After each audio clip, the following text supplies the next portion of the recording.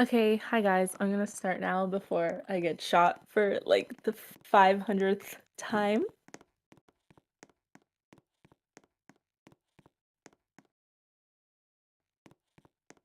All right, so good evening and thank you all for coming tonight. This will be our second press conference this term, as we intend to hold them bi-weekly. First on the agenda is an update regarding the White House internship program. Following a conversation with the White House staff secretary, it was shared that after working closely with the head of the intern program, it is ready to reopen with more opportunities and easier process to with more opportunities to work in the Office of Policy and even the Office of Counsel. I just died.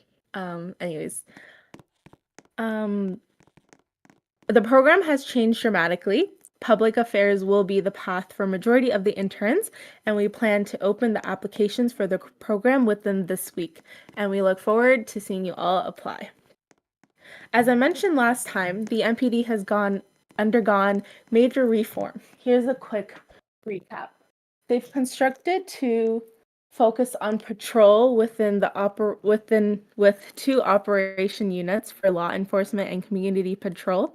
They removed outdated ranks, replaced internal affairs and training with a hands-on training officer system, and shifted internal oversight to an independent officer of the inspector.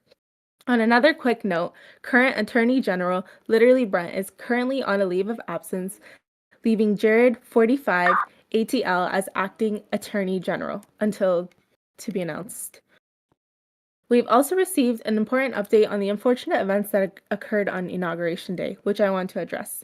As we know, DHS has conducted a thorough review of the security breach at the inauguration, and 3 Secret Service agents were disciplined for misconduct, one for personal gain, one for failing to secure an entry, and one for negligence. In response, DHS is implementing new safety protocols and oversight measures to prevent further incidents. And just within the first 2 weeks of this term, we've already accomplished a numerous of significant milestones. The term began with a high attendance gala. We held our first cabinet meeting, which was highly productive, and even organized a surprise trip to Poland. Most recently, earlier this evening, we held our first state dinner, marking another successful event in our administration's early agenda. In attendance were the Secretary of the Department of Defense, the Assistant and the Deputy Assistant to the United Nations, the Minister of Foreign Affairs of North Korea, the President of the General Assembly, the Princess and Prime Minister of France, along with France's Minister of Foreign Affairs and Defense.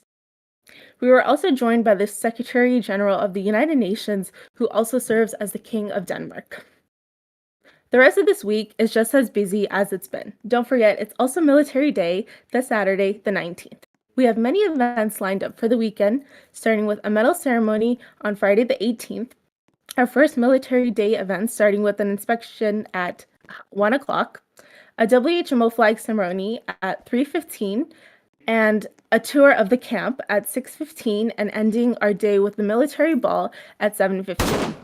Thank you all for attending this press conference, and hope to see you guys there this weekend. I know I died, but if anybody has any questions, you can ask them in general if you wanted to. What's with the stuttering?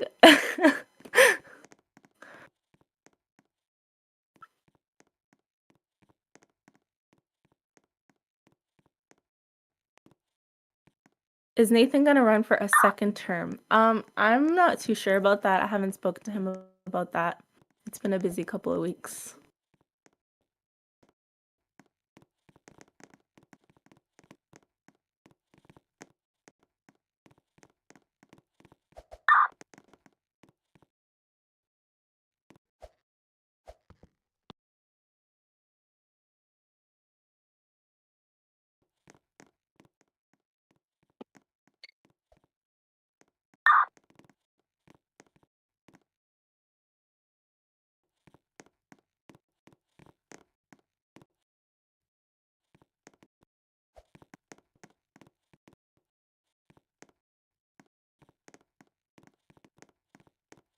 I'm just silent because if anybody has any questions, which I don't think there are any. All right, cool. Thanks for attending, and I'll see you guys in a week or two for another one. Yeah, thanks.